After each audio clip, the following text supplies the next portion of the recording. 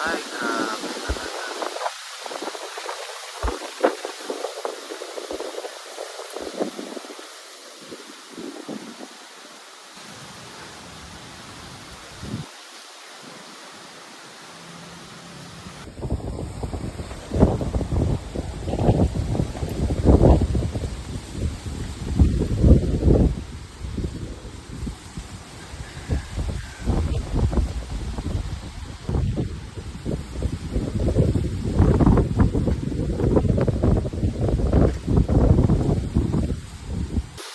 Oh, grabe.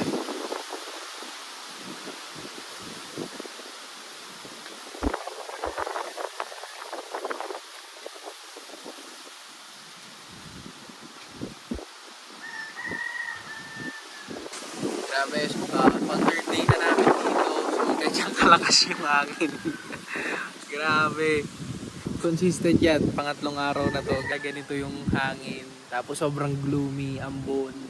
At some point na natatakot ako para sa tent. Pero alam mo, bilib na bilib ako sa tent na to. Kasi parang wala lang. Parang sumasabay lang siya sa hangin. No? Parang nabibend, nade-deform dahil sa hangin. Pero tingnan mo naman.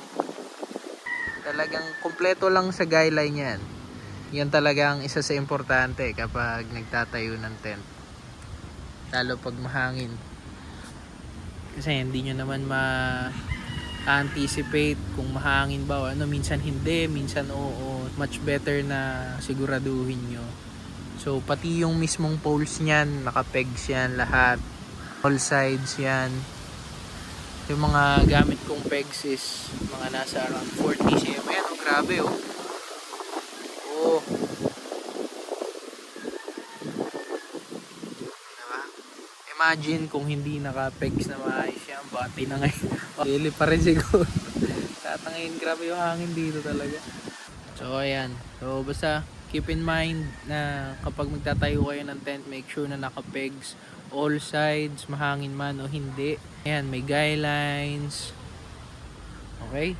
May pagbakbakan pa kami sa malakas na hangin ngayon. So, ayan nga, lagi ko sinasabi, camp safe guys.